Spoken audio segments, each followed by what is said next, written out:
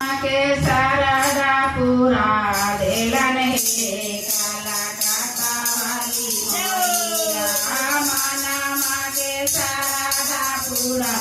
देलन हे काला काका वाली मैया कलकत्ता वाली मैया राजा रप्पा वाली मैया कलकत्ता वाली मैया राजा रप्पा वाली मैया माना के शारदा पूरा देलन हे काला काका वाली मैया जब मैया कारे चलन मांगो में सिंदूरवा जब मैया कारे चलन मांगो में सिंदूरवा याहुरी काटिए सिंदूरा का लेलन हे काला काका वाली मैया याहुरी काटिए लेलन हे काला काका वाली मैया माना के शारदा पूरा देलन हे काला काका वाली मैया कलकत्ता वाली मैया राजा रप्पा वाली मैया कलकत्ता वाली मैया राजा रप्पा वाली मैया माना के शारदा पूरा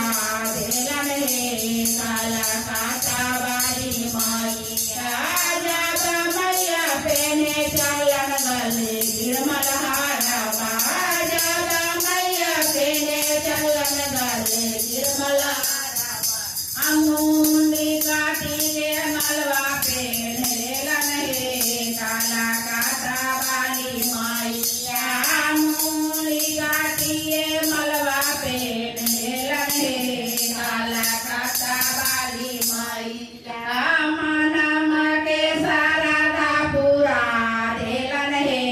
काला काका वाली मैया कलकत्ता वाली मैया राजा रप्पा वाली मैया कलकत्ता वाली मैया राजा रप्पा वाली मैया माना के शारदा पूरा देलन हे काला काका वाली मैया जब मैया पेने चलला चुंदरिया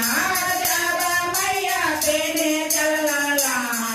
चुंदरिया लीलुआ काटिए कंगरा पेन लेलन हे काला काका वाली मैया लीलुआ काटी के कंगरा पेन लेलन हे काला काका वाली मैया माना के शारदा पूरा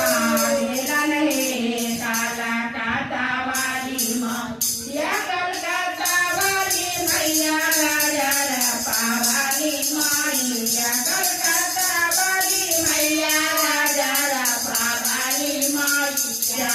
माना के शारदा पूरा देलन हे काला काका वाली मैया जब मैया पेने चलन पाओ में पाए लिया जब मैया पेने चलन पाओ में पाए लिया नागवा के पायल पानी लेलन हे काला काका वाली मैया